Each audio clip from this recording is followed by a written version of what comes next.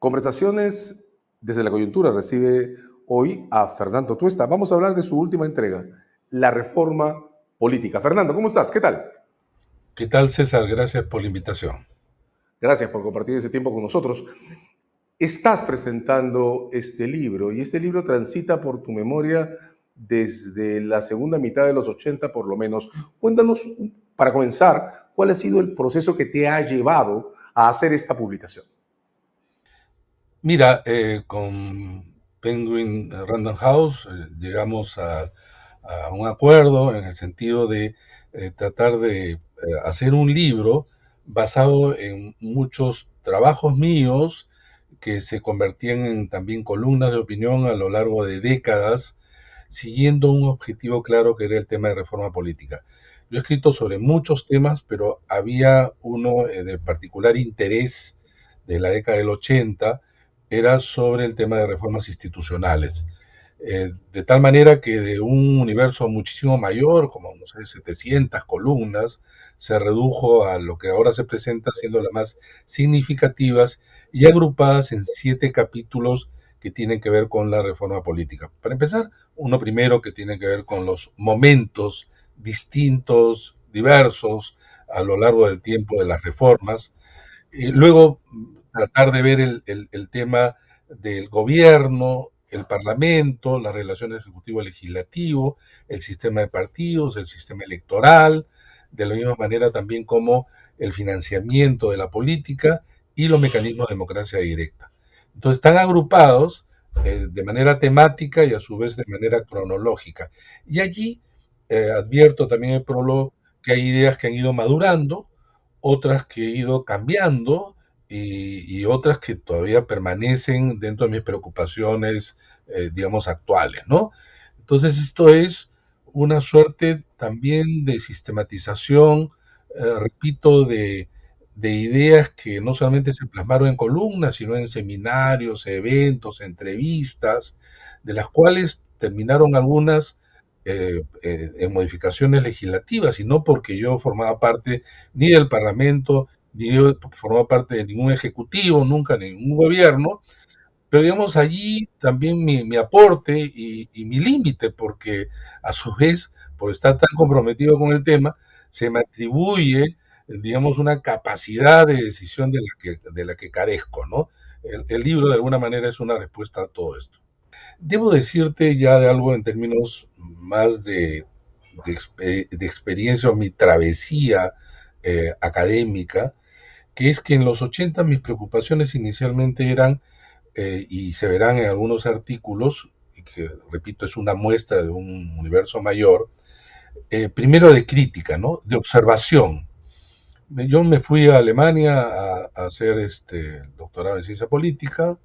Estuve 5 años y bajo la batuta de Dieter Nolen, que es uno de los más grandes académicos en el mundo sobre sistemas electorales, y de allí desarrollé ya de manera mucho más conceptual, ¿no? Comparado además en la región, y eso me permitió hacer ajustes y pasar a las propuestas. Una suerte también, César, de ciencia política aplicada, porque muchas veces se critica a los académicos que, bueno, esos son teóricos, ¿no? Pero en el momento de la aplicación esa es otra realidad, ¿no? Una cosa es con guitarra y otra cosa es con cajón. Y efectivamente no falta razón, porque en el momento en que esas ideas tú las, digamos, materializas necesariamente en una modificación legislativa, tú encuentras que allí es un terreno que requiere de una finura, ¿no? Mayor, porque estás plagado, no, y además como debe ser, de un bosque de otras normas que se entrecruzan. Y entonces, repito, esto se convirtió también en un ejercicio profesional del que acompañé en diferentes momentos de la reforma, sin, claro, tener la responsabilidad, porque yo solamente proveía de ideas y de propuestas, ¿no?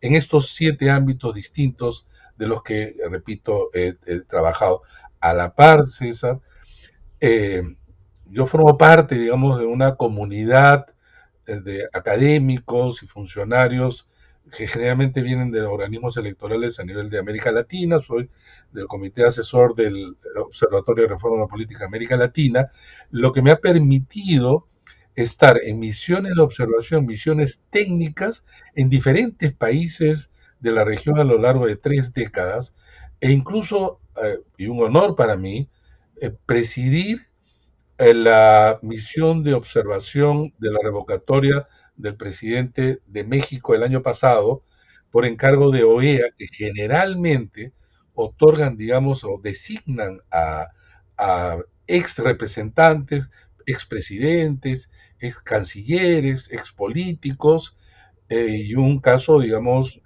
que yo lo siento también como un reconocimiento profesional a un académico, que es mi caso, ¿no? También es un texto que más allá de los 7 apartados con los que lo organizas, se puede leer de varias maneras. Quiero hacer una broma teórica contigo que te confieso, rondó mi cabeza mientras leía o releía cosas que están aquí, ¿no? Es como si tuviéramos una rayuela de las ciencias políticas, porque este libro se puede leer en el orden que el lector quiera. Mira, qué curioso, César. Lo tienes a la mano. La metáfora es entonces compartida. La metáfora, sí, puedes efectivamente leerse de atrás por adelante, aun cuando el primer capítulo creo que es Muy estructurado. el sombrero. Ahora, en ese tránsito, tú te paras frente a la realidad de sistemas políticos efectivamente desarrollados, los miras con un universo o con un arsenal teórico formado en escuelas estructuradas y te encuentras con un Perú que mientras es visto y mientras interactúas con él, desarrolla un fenómeno muy particular que es la informalidad y que tiene una expresión política sobre el mismo universo en el que los modelos de reformas y los ejercicios de debate sobre la reforma electoral y tu propia actividad como funcionario del Estado han intentado tener incidencia. Pasado este tiempo y a la luz de todos los conceptos que trabajas en este texto, ¿qué impresión te da el efecto que la informalidad ha tenido sobre el esfuerzo sostenido por estructurar al sistema político o por darle alguna forma que lo haga eficiente? Mira, César, la pregunta es no solamente pertinente, sino muy importante, porque, y ahí sí, digamos, en debate con justamente abogados y constitucionalistas, nosotros que venimos de la ciencia política, partimos no de la norma para modificar la norma, ¿no? Sino que ahí sí hay un diagnóstico y una investigación de la realidad. Y evidentemente la informalidad en la política es enorme. Eh, Además, es claro, sin hacer ninguna investigación, en un país donde las 3/4 partes del mercado laboral es informal, imaginarás que esto no podría ser tan distinto en instituciones como los partidos políticos. Y entonces, justamente de la parte conceptual relacionada con la realidad, las propuestas iban en dos sentidos. No puedes hacer normas y proponer reformas que no se puedan cumplir, porque si no, algo que ustedes conocen los abogados mejor que yo, echa la ley, echa la trampa. Y entonces tienes que ir, por un lado, y esto era algo que yo ya he desarrollado más ya en los últimos años, y se plasmó mucho en el informe de la Comisión de Alto Nivel para la Reforma Política, eh, eh, tratar de, repito, de hacer normas donde se pueda exigir con incentivos, pero también crear desincentivos en este mundo de partidos informales. Pero a su vez, abrir trocha para que esto llegue a un nivel de formalidad mayor. Entonces, esto no es fácil, sobre todo cuando quienes tienen que hacer la reforma no son los académicos, sino son los representantes que son fruto de la informalidad. Entonces el debate se hace muy complicado. No te puedo decir que he acompañado, en realidad yo tengo de vida profesional 4 décadas, he acompañado diversos congresos, pero el que tenemos ahora, claro, siempre decimos este es peor que todos, pero el que tenemos ahora es muy complicado porque ya tienes políticos que son casi en sí mismos partidos, César, porque representan intereses ya particulares, muchos de ellos mercantilistas, mafiosos, pero además políticos amateurs, eh, que vienen de otros ámbitos de la vida, de la sociedad, que no están involucrados en la política, y se cree, como mucha gente también, porque así los ven, que es suficiente candidatear, entrar al Parlamento y la política es algo así como sencillo, ¿no?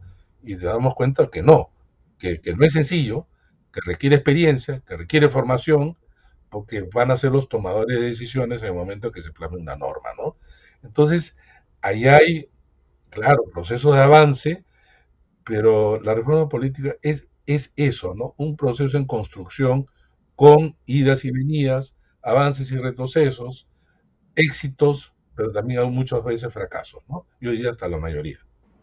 De hecho, no eres normativista, dejas en claro a lo largo de buena parte de los ensayos que tu apuesta no es por creer que un cambio desde las normas va a producir automáticamente un cambio en la realidad, pero tienes una apuesta explícita por la estructuración de sistemas electorales y una apuesta explícita por la incidencia que esa estructuración puede tener sobre el sistema político en general y transitas en una tensión explícita también con la fragmentación de los partidos políticos, con el transfugismo al que dedicas varias de estos textos que has compilado y de varias maneras sobre el modo en que se ha estructurado, desestructurado la oferta política a lo largo de este tiempo. ¿Cuál es tu evaluación a lo que podríamos llamar el cierre de este ciclo? Por lo menos el ciclo que cierra la publicación de esta compilación de textos.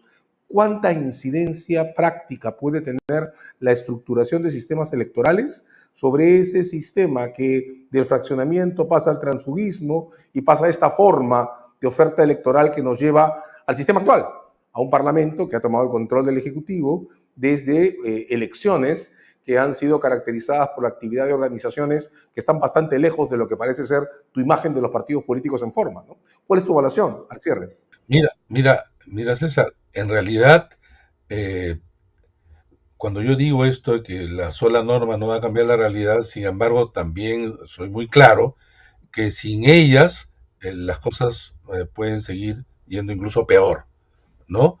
Entonces, porque a eso hay que agregar, por un lado, que es necesario un mayor involucramiento de la sociedad civil. Eso uno, del cual tú has sido partícipe en los últimos tiempos. Dos, es necesario que el involucramiento lleve también a algunos a comprometerse más en la política, en el sentido de conformar partidos. Es necesario mejorar la oferta política. Yo sé que es difícil, pero es necesario. Sociedad civil, involucramiento de la gente para construir partidos, pensar el país al lado de las normas. Y entonces sí, algunos tienen efectos más inmediatos y otros, digamos, de mediano plazo, porque los efectos de una reforma requieren un tiempo de maduración, ¿no? Entonces, en el informe de la Comisión de Alto Nivel para la Reforma Política, justamente proponíamos algo del que repetimos, a veces también se dice, pero que no se hace. La reforma requiere ser diseñada, pensada y aplicada de manera integral. De lo contrario, los efectos, eh, cuando se presentan normas dispersas para simplemente enfrentar algo puntual, los efectos van a ser limitantes e incluso pueden ser o se pueden abrir espacios de efectos contrarios. Entonces es, en pocas palabras, sistémico. Se requiere necesariamente una reforma política y de eso ha llegado a ser, César, un tema de agenda pública como nunca antes en la historia. O sea, nunca en el Perú ha habido un tema llamado reforma política que ha sido instalado, sobre todo en el último ciclo que empieza en el 2016. Hay un segundo eje muy duro en el texto, que es la insistencia en la subrepresentación. Duro digo porque es contraintuitivo. En el lenguaje común se asume que un parlamento deslegitimado no debería crecer, que el crecimiento podría multiplicar innecesariamente el gasto, y tú planteas ejemplos tan directos como comparar el número de congresistas del Perú con el de Israel y comparar la masa de población a la que representan en uno y otro lugar. En plena crisis de la representación, ¿sigue siendo la subrepresentación un problema? Sigue siéndolo, César. Pero obviamente, como propuesta, nuevamente tiene que ser integral. Porque si es que el Parlamento se preocupa simplemente en crecer, la gente lo va a rechazar. Y ya rechaza entonces la idea misma, ya ni siquiera la querrá discutir. Entonces, no solamente el tema de la idea y de la propuesta, sino quiénes son los portadores de ella. De hecho, eh, nosotros estamos subrepresentados, para recordar nada más algunos capítulos del libro.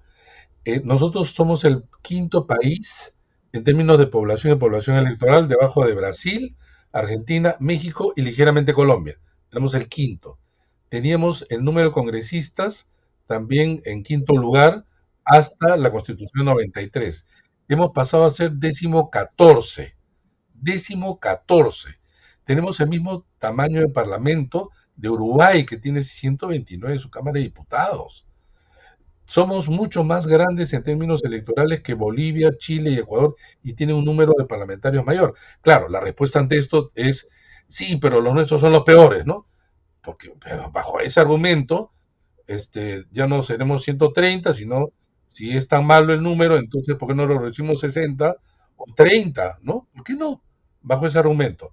En cambio, el argumento viene, creo que debe ser enfrentado de una distinta manera si tú le dices, por ejemplo, al representante de Madre de Dios que tiene uno, si quiere tener más representantes para además tener mayor posibilidad de que canalicen sus intereses. Si a los de Tumbes, a los de Pasco, a los de Huancavelica, a los de Loreto le dices si es que en realidad quisieran tener no solamente mejores, sino un mayor número de representantes. Estoy seguro que la mayoría diría que sí. Bueno, sumas eso y te das con un número mayor. Pero además, porque esto del número no es cualquier cosa. Hay una relación justamente en la democracia que es representativa. ¿Cuántos ciudadanos o electores representan cada parlamentario? Muchas veces no hay un número exacto, depende de país en país. Y es por eso que, ¿por qué crecen los parlamentos en los países? Porque crece la población. Lo que ha ocurrido que es que en la Constitución del 93 se cercena el Parlamento, que antes era de 240 a 120, la mitad, ¿no? Con una crítica durísima de un discurso antipolítico y antipartidario de parte de Fujimori. La gente aplaudió. Pero lo que no se dan cuenta es que en el año 92 éramos 12 millones de electores para 240 congresistas. Ahora tenemos más del doble de electores, 250, perdón, 20, más de 25 millones de electores para la mitad, para 130. Pero entonces es difícil de representar. Es como si es que, por ejemplo, en un centro de salud tú tienes, no sé, 50 médicos para 10.000 personas y tienes que atender 8 horas al día y más o menos atiendes una media hora a cada paciente. Por más que tú tengas los mejores médicos, si tú duplicas de 50.000 que tienes que atender o a 100.000, con el mismo número de médicos, obviamente vas a reducir digamos, el número de atención y esta va a tener dificultades. Entonces tú ves, por ejemplo, congresistas que están en 3 comisiones, ¿no? O en 4 comisiones. Hasta el mejor congresista no le va a alcanzar el tiempo, no puede cumplir sus funciones. Ahora, lo que ocurre en estos parlamentos es que encima de eso son irresponsables. El comercio la otra vez sacó, por ejemplo, número de inasistencias y tardanzas que tienen los congresistas, están comprometidos el 90% de una actividad de la cual tienen que estar concentrados a tiempo completo, salvo que enseñen en una universidad, ¿no? A tiempo completo. Entonces acá la cosa fue bastante compleja, ¿no? Hay mucho que decir sobre la representación, pero tu punto es fuerte. Si ni siquiera podemos tener una relación adecuadamente dimensionada entre representantes y representados, pues entonces parece fácil deducir que el divorcio entre ciudadanía y representantes se va a multiplicar. Ahora, el texto atraviesa en buena parte de tu producción la crisis 16 y 19, que paradójicamente es, acaso, con la que mayor insistencia se ha usado, bien o mal es otra cosa, textos constitucionales para resolver las disputas entre gobierno y parlamento, hasta la situación actual. Y cierras con palabras finales, donde marcas la importancia de sintetizar este proceso y pararse de cara al futuro. ¿Cuál es, desde tu imagen de las cosas, el destino razonable, apropiado de la regulación de las relaciones entre un parlamento diminuto y un gobierno que tú dices está parlamentarizado, pero que los hechos ha sido devorado por el Congreso en el último periodo? Eh, en el Perú no suele debatirse en épocas en donde evidentemente no hay crisis, ¿no? Que son pocas, pero bueno, han habido momentos, ¿no? No ha sido una preocupación. Yo sí tengo preocupaciones, pero porque vienen, claro, del diagnóstico, de la academia, pero eso no eran preocupaciones. Entonces, cuando viene la crisis, se desnuda los problemas del edificio institucional, se desnuda. Y entonces ahí tú ves esta suerte de presidencialismo parlamentarizado. Yo escribo un artículo que se llama El perno y la tuerca, que son de dos, digamos, modelos, tipos distintos, y lo que se ha querido hacer es forzarlo cada vez más, pero nunca va a llegar a cumplir, digamos, esta función de relación entre uno y otro, porque son de dos modelos distintos. Somos el único país en la región que tiene casi todos los mecanismos del parlamentarismo. Y entonces, en situaciones de crisis, esto se devela, se devela. Entonces, el Perú ha transitado casi como un péndulo entre un presidente que ha tenido una mayoría absoluta donde el Parlamento ha sido absolutamente subordinado, ¿no? El mayor momento de esto, García 85-90, ¿no? Una crisis espantosa, pero con una mayoría aplastante, donde no había control político de ningún tipo. Y tienes el otro lado, momentos en donde los parlamentos eran mayoritariamente opositores y que nunca se resistió, desde Bustamante 45-48, pasando por Belaúnde 63-68, el mismo Fujimori 90-92 y el ciclo que viene del 2016 en adelante.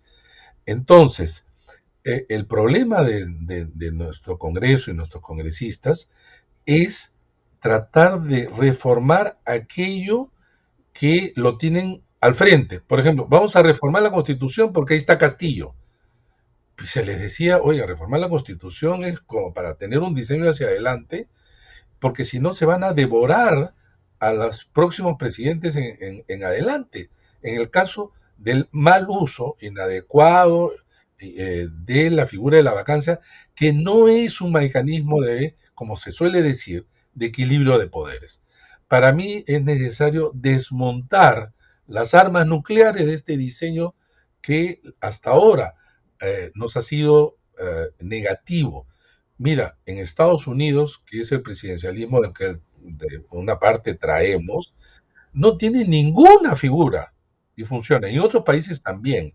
En algunos otros países tiene uno que otro mecanismo parlamentario, pero yo creo que esto hay que revisarlo. Es necesario pensar nuevamente, no en el gobierno actual, no el que lo tenemos, no es Dina Boluarte, no es Pedro Castillo, no es Pedro Pablo Kuczynski, sino en adelante.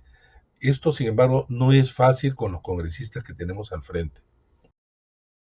La reforma política, Fernando, comencé mencionando La Rayuela por la facilidad de leerla, de varias maneras, desde varios ángulos, pero ahora se me ocurre el balance y liquidación del 900 que escribió en su día Luis Alberto Sánchez. ¿Es este el texto síntesis de un Fernando Tuesta que está preparado para abordar el ciclo de debates sobre reformas institucionales que debe iniciarse en este periodo? Bueno, esto es también promesa y realidad, ¿no? Vengo preparando otros textos también y seguir en el debate político. Creo que los académicos, sobre todo en nuestros países, esto no sucede tanto en Estados Unidos, Europa, tenemos que estar involucrados de manera mucho más activa y desde mi punto de vista, ya de manera personal, esto condensa de alguna manera también mi aporte con todas las limitaciones que de hecho tiene, pero que creo se debe animar al debate en un contexto, César, muy difícil, en un contexto de polarización, donde se estigmatiza con mucha facilidad. A mí se me atribuye cosas pues increíbles, que yo soy responsable, dice, de la crisis política del país, o sea, se me sobredimensiona cuando en realidad yo el único cargo público que he tenido es del 2000 al 2004 como jefe de OMPE, que dicho sea de paso, es un momento en donde en ese momento, y no en la revisión de la historia, aparecen como elecciones transparentes, justas, y el nivel de credibilidad de las instituciones electorales creció enormemente, ¿no? Pero, y entonces, sí, yo quiero seguir, digamos, desarrollando las ideas en distintos foros, eventos, escribiendo, investigando, que creo que, como repito, el mundo de la academia es donde debemos aportar y en eso es mi apuesta también. La reforma política de Fernando Tuesta, un texto al mismo tiempo testimonial y también de compilación de todo lo que hasta ahora Fernando ha escrito, un texto que anuncia lo que seguirá. Muchas gracias, Fernando, por este rato con Gracias a ti, Conversaciones de la César. Convención. Muchísimas gracias por la entrevista. Hasta otro momento.